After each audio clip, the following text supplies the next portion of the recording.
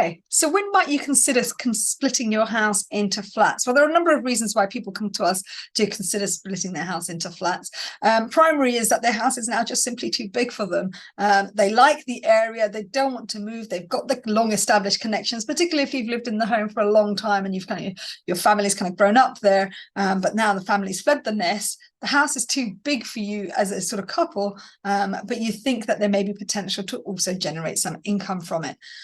You're attached to the property and the area, so you can say, hey, shall we split it into flats and let out the top floor, and we can, get a secondary income going at the same time. So there are often a number of other reasons why people might consider splitting into flats, potentially releasing some equity, so selling the top 2 units or 3 units, however many you can get out of it, and then keeping the rest for yourself. And equally, there are other reasons to maximize the asset value. So if you are looking to sell the property and it's worth, I don't know, perhaps $1 million as an individual unit, but then if it's split into 2 or 3 flats, each one of those flats is worth 600,000, then suddenly you're increasing the asset value, and that can maximize what potential there is. So a couple of things to consider if you are thinking about splitting your house into flats is primarily some councils restrict what size your house can be before you undertake any split. And when they normally ask what size the house can be, they're talking about the house before any extensions and any additions. And some councils even exclude the garage in that equation. Typically, that sits at about 130 square meters before any changes were made, because they see that as a comfortable size for a unit to be split into flats. So there are some limitations with different local authorities around that. Equally, some councils may also restrict you from losing what they call a family home. So they will want the ground floor entry-level flat, or at least one of the units on the ground floor, to be a 3-bedroom unit, so that there is still demand being met for a family home. So if you can fulfill those 2 criteria, then you might be able to consider, actually, can the space be split in a way that meets space standards? So there are space standards in place for sizes of units, and the smallest sized unit, which is a studio, starts at 37 square meters, going up to 50 square meters for a 1-bed, and so on. Now, when you split the property, the internal, sort of gross internal area has to meet compliance with those for it to be a compliant split in a flat. And those space standards are largely based on sort of being a comfortable space to live in. Within those space standards, there are also some restrictions as to how wide a room can be, how much area a single bedroom should have, and how much area a double bedroom should have.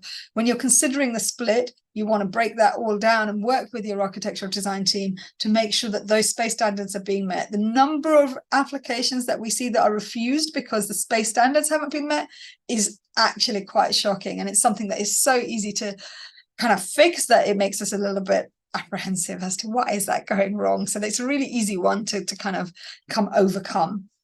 The other sort of 4th thing that you might want to consider is potential parking issues and sustainable transport means. So you'll often see in a split of a house into flats that there is a request for sort of bicycle storage space, normally covered bicycle storage space, relative to the number of units in the house, and the space kind of is dictated by that. They may also require some off-street parking, and equally you need to understand what the council is requesting relative to sort of transport means, and make sure the design complies in that regard as well. If you have a very small garden, you may be well pushing for a car-free development, in which case cycle storage is going to be quite critical, but also its relative location to other means of transport as well. And the other thing that you'll want to consider is potential garden and amenity space that your split can offer. So often councils have restrictions as to how much garden space should be available if you are converting a house into a flat rather. And with that, you want to think about, actually, will all of the units be able to get into the garden? Some councils are dead against splitting the garden into lots of little pockets of land, although that generally tends to be the nicest way for people to have private garden space. We find when you split a house into sort of communal garden space, there's very little ownership about how that space is used, and it doesn't offer the people the privacy that they require to use it as your own private garden. So how you split the garden space, how you access it. And that may mean that you need to maintain a side pathway or side access for the upper level units to be able to access it. So there are plenty more things to consider when you're thinking about splitting your house into a flat. That's just a small snapshot of some of the basic parameters that we'd kind of query at the outset. And then if there's further that you want to know about splitting your house into flats, please do get in touch. I'm sure this is a topic we will revisit again, particularly around the changes that the Chancellor has recently made in this autumn statement about potentially being able to do that without planning permission. Unfortunately, we don't know the full detail of that yet. So when that comes available, we'll probably touch the subject again.